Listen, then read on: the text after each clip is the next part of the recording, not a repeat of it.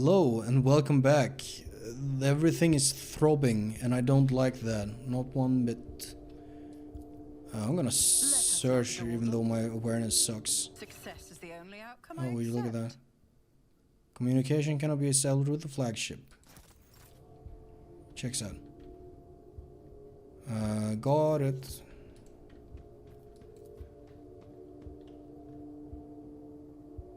I always get the job done. Healing kits. I know. Stim. I'm gonna equip these. Oh, those appear. That's nice. Always keep your eye on the prize. Find help. It says.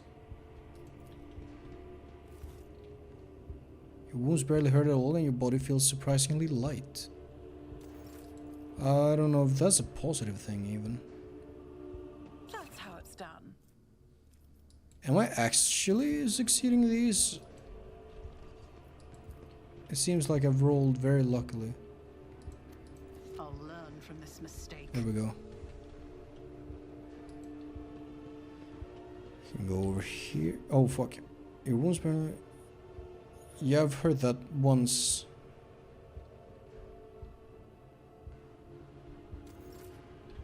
I don't know if I should believe that. Just as I planned. Can I do anything here? Corpses smile at you with warmth. Okay, no. I always have a backup plan. Gotta keep going.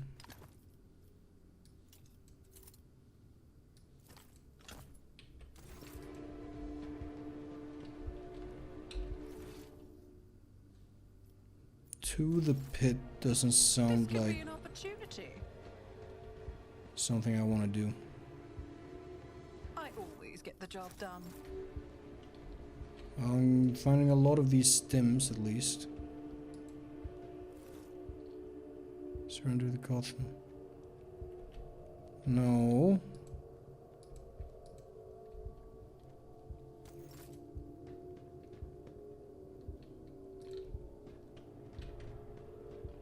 Oh, that's bad.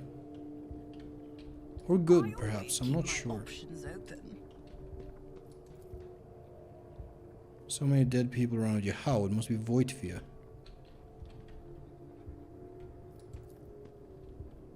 The pleasant voice of the change device invites you to put your hands in it. No. Enormous eye stares through the portal. Rather, the portal is the eye of something enormous. It's more patiently waiting for you to step inside. No. Keep your wits about you.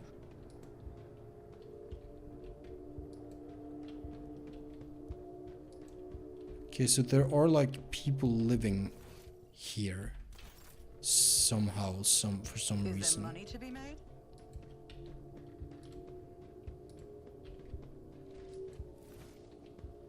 Fully of death wish. That's why they came here, to gut people like Alliance and sneak past. Oh Christ. Oh, this is not gonna work.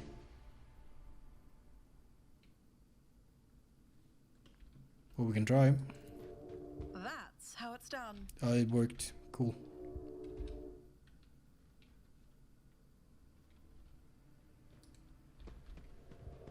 Rise to the top or get left in the dust. Shriekers. I don't like them. Can you stop doing that?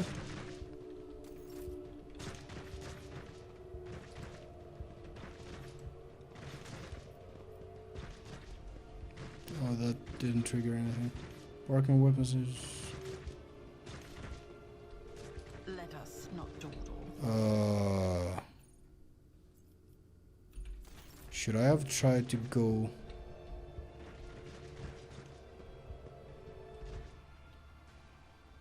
That's a thing, isn't it? I always have a backup plan.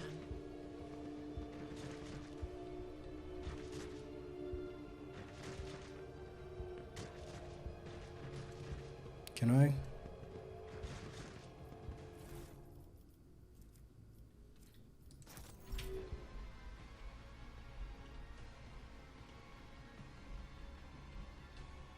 I'm not getting up there, I don't think. Always keep your eye on the prize. Fuck. I need this guy to move.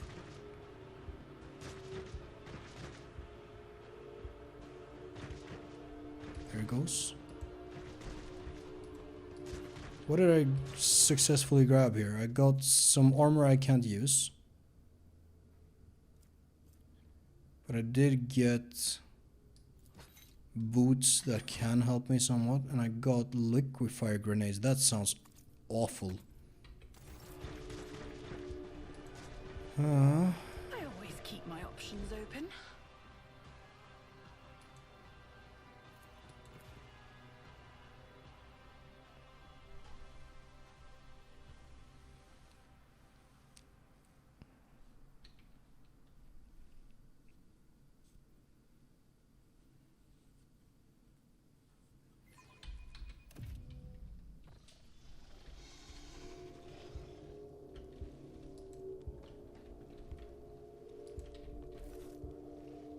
Can you fucking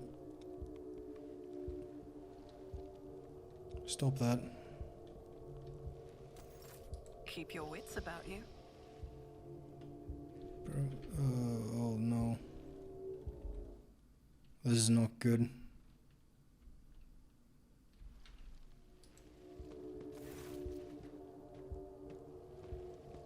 Well, I tried to go around, but nah. The den you have found yourself in is filled with heady smoke, and the walls are lined with living shadows. The center of attention is a snake-like Xenos. He's engaged in a conversation with a pale, harried-looking Drukhari and pays you no mind, much like everyone else in here. You have heard of this breed of Xenos, the Slith. We have faced them. These creatures can often be found in the entourages of powerful Drukhari lords, where they serve as bodyguards and champions. They are just as depraved and vicious as their masters, but theirs is a more primitive intellect, and they are driven by baser needs. Let's survey the room. Everyone gathered here is armed. They all bear scars, as is Medicae, and some even have fresh wounds. You notice a few humans among the Xenos. They clamor in a mishmash of tongues. Their laughter rings with lunacy and bloodlust. The air is thick with an all-pervading sense of doom. Your trained eye does not fail to notice that virtually everyone in this place is under the influence of some substance or other, and powerful ones at that. Seems to have wound up in a narcotics den. Den in Bombay. I'm observing the scale Xenos. The leader of the gang is powerfully built. His scaled hide is reinforced with engraved metal in several spots. His long tail coils around and around as his snake-like head sways gently from side to side. The Xenos is enjoying a state of blissful relaxation. His companion, the gaunt Drukhari, is looking at him obsequiously. Her entire body is adorned with hundreds of embedded steel beads, and thousands of red injector marks. I don't really want to talk at all, but I don't seem to have much of a choice. May we speak? The snake-like Xenos either fails to notice your presence or is simply ignoring you. Iridescent eyelid membranes slide over his eyes, momentarily shuttering them, no doubt a telling look among his kind. Without deigning you a look, the cadaverous Drukhari mutters, "Malice wants you to disappear, pathetic whelp."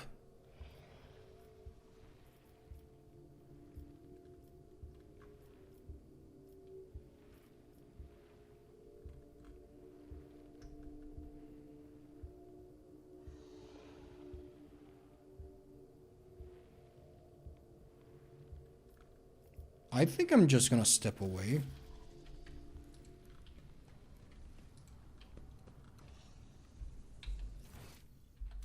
Let us not dawdle.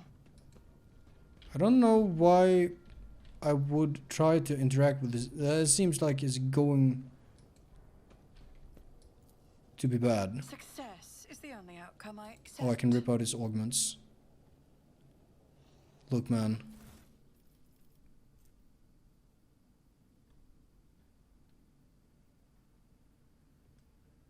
Oh. To armored vehicles. Fine. I'm sorry, dude. You were dying anyways. I have decided. Did I not get... Wait. Did I not just pick up armor from him? What happened to his stuff? Oh, whatever. Rise to the top or get left in the dust. Oh, I can't go that way. I can fix a mechanism here. I always get the job done. I don't know if that did any good. Always keep your eye on the prize. Can I talk to you? Do I want to?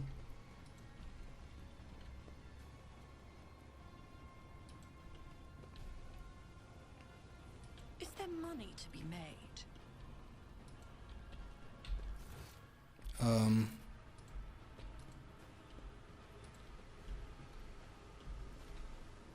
Maybe I do have to talk to this malice individual. I always have a backup plan. Clearly more comfortable now. The sleepy torpor induced by the low temperature. Ah. The convector has been repaired. Help me. Why should I? Malice looks at you with contempt. The convector's fixed already. What's the point in me helping you? The little strength you had left in your body is run out. You collapsed on the floor and the darkness... fuck. Through the drumbeat of your heart, you hear Malice's voice somewhere far away. Fine, patch up the humanling. She's proven to be more useful than the rest of you put together. Wow, okay. Sensation slowly returns to you. 302. Your body is still in pain, but you're no longer on the brink of death. Your wounds have been crudely closed with metal clamps, and your throat is pocked with injector tracks, as though you have been wearing a neck pillow of needles. The one who rendered this first aid to you was certainly not a qualified chirurgeon, someone who would typically be permitted to minister to the person of the illustrious rogue trader. It looks like you're back with us. I don't know whether to offer my congratulations or commiserations. The scale Xenos looks at you without the slightest deference. Thank you for your help.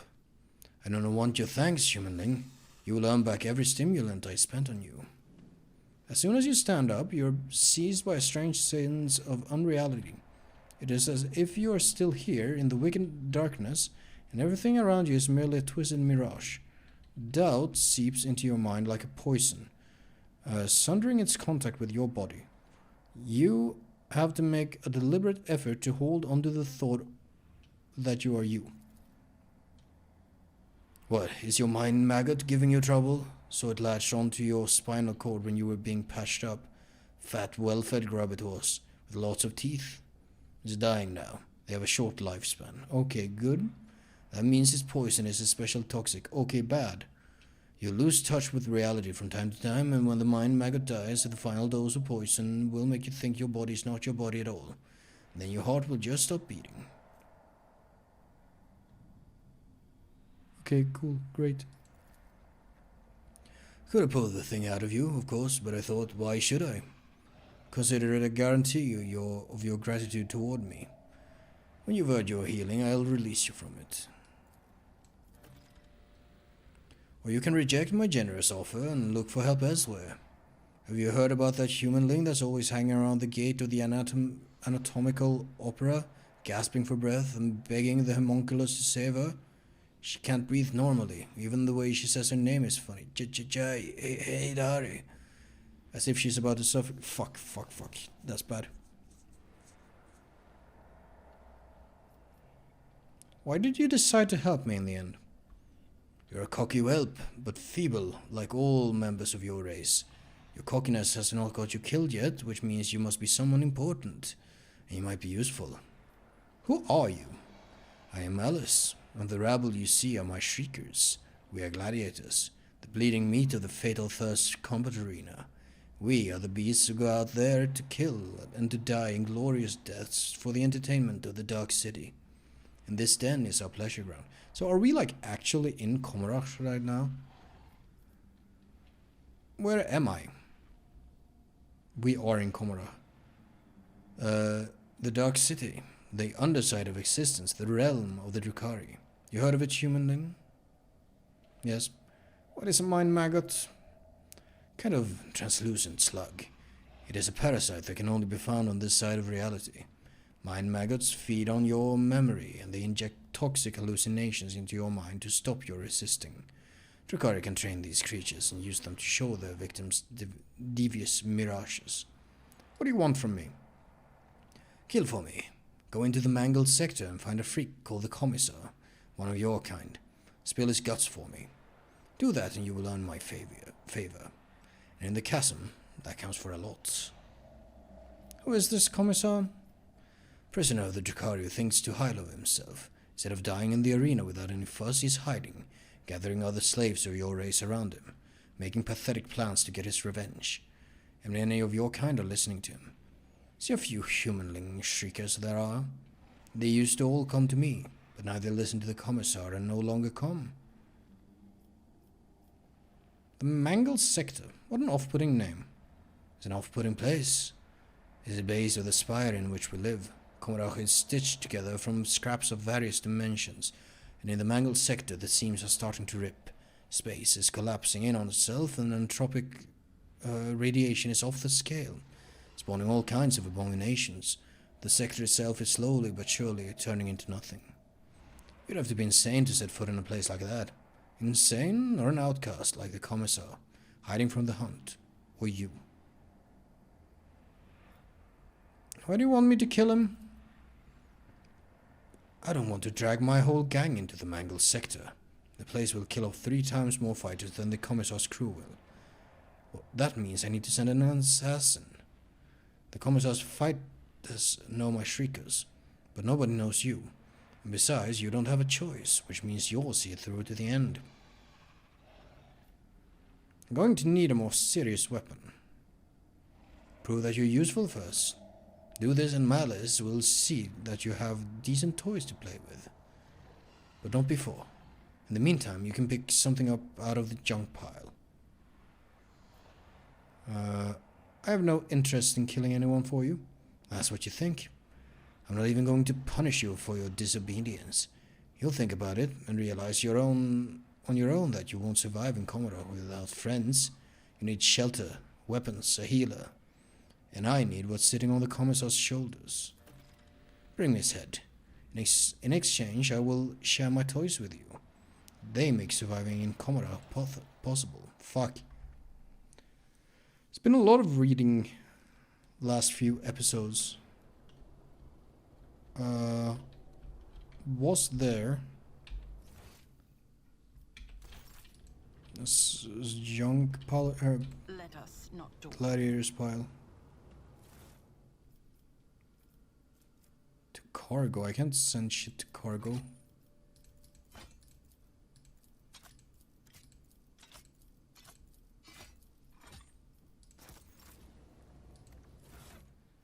Okay, what can I wear? This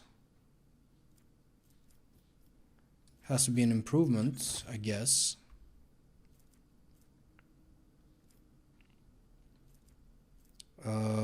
That's a shuriken catapult. That's not awful. A heavy stubbery.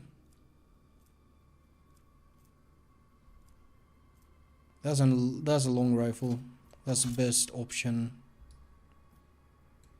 I have.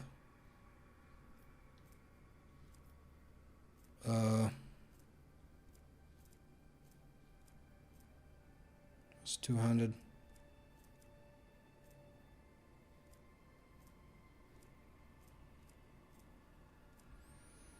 Do we just go for the great sword in secondary? I don't know.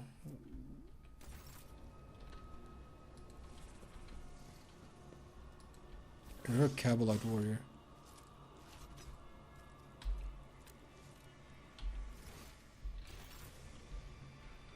Rise to the top, or get left in the dust. Thought of searing pain causes a contest. Yeah.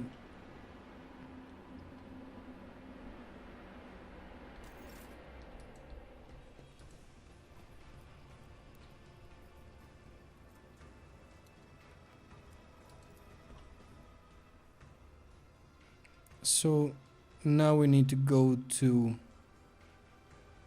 whatever it was called. Mangled sector, something like that.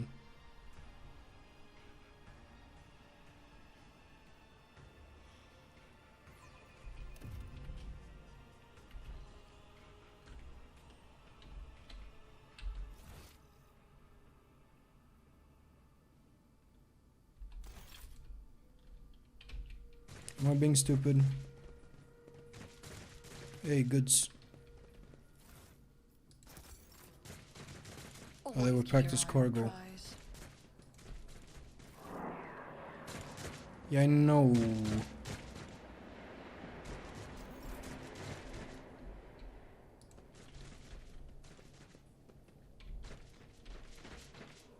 Elliot.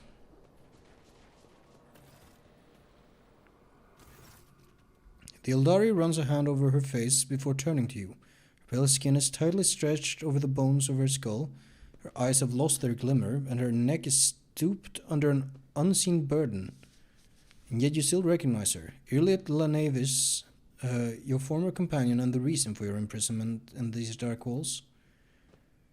Elliot glances at you, her eyes widening slightly, but that is the only change you detect in her tense expression. Whatever emotions she may be feeling, she is suppressing them well. Elontok.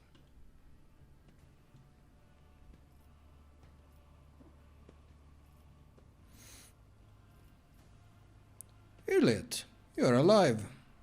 Elliot looks at you in disbelief. Your voice. Why do I hear a semblance of jubilation? But how can that be, Elontok? Because of me, you... One of the Xenos who were watching Elliot torture the silent victim steps forward. By the way, I do understand that she was like communicating with the Drukhari in order to get... I don't think it was her intention to get us into this fucking mess. Did the monkey come for a taste of pain? They must have patience. Our little guest still has so much suffering to extract from her first victim. Your prey is far from empty, Elliot. Do not hold back. Oh no. Elliot grips the blade in her hand and immediately winces. Her spirit stone is emanating a red glow. She touches it with an expression of anguish. Suffering overwhelms me. No more. I cannot bear it any longer.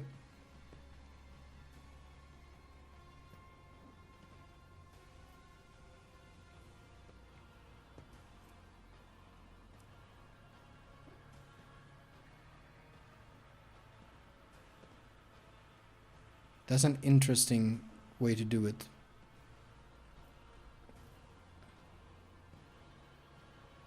Why are you doing this to her? Our little guest is learning the art she and her kin lost aeons ago. The Drukhari is gloating. The Drukhari gloats in a cloying tone of voice. The art of delight, unhampered by meaningless taboos. The art of extracting rapture from another's flesh, against the will of its owner. The art of walking the path of the Drukhari. Isn't that right, my lost Assyriani?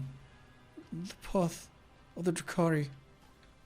Irlit echoes the Xenos verse, and the sound of her voice is as feeble and hollow as an echo. Yeah, she's not doing very good.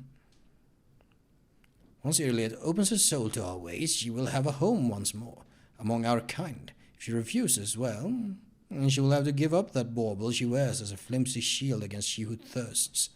But there is no cause for alarm. When we are done here, our little sister will need her spirit stone no longer. I'm gonna say that Irlit is mine and you cannot have her, and I'm gonna kill you.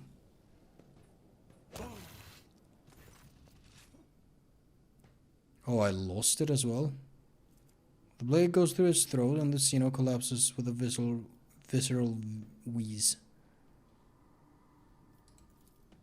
His kin move to draw their weapon but freeze, transfixed by the sight of their brother thrashing in agony.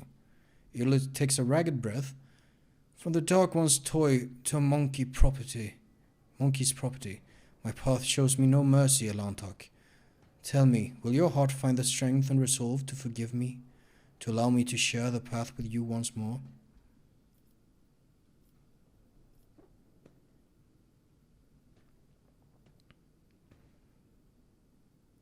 We will yet have a word about your deeds. Now, however, is the time to leave. Irlit nods wearily. You are right. Explanations and understanding are now ours to pursue. And yet your willingness to take me back astounds me, Alantok. And it frightens me in equal part. Assyrian, heed my word. I will not fail your faith in me again. The spirit stone in her breast flashes and slowly dims. And now, let us walk away from the nightmares and that sink their stings into the darkest recesses of my ravaged soul. Yeah, they're gonna fuck off. She is not hurt, it would appear. She needs a gun. She now has a gun. You can grab a couple grenades and a stim, why don't you? Might as well.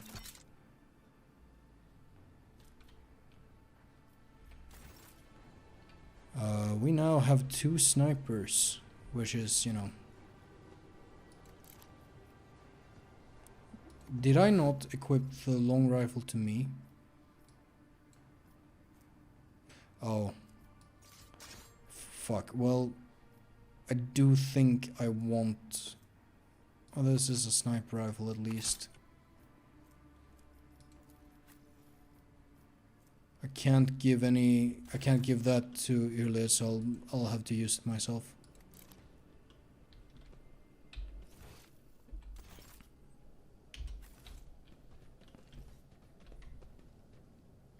Activate the switch. Oh, he's fucking dead.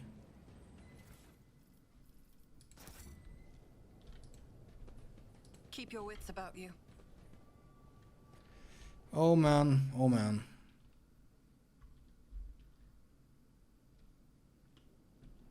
You know, I think I might cut this episode a little bit short.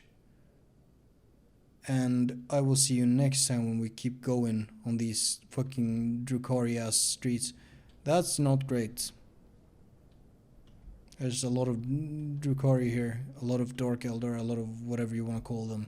And I don't like it one bit. I will see you next time.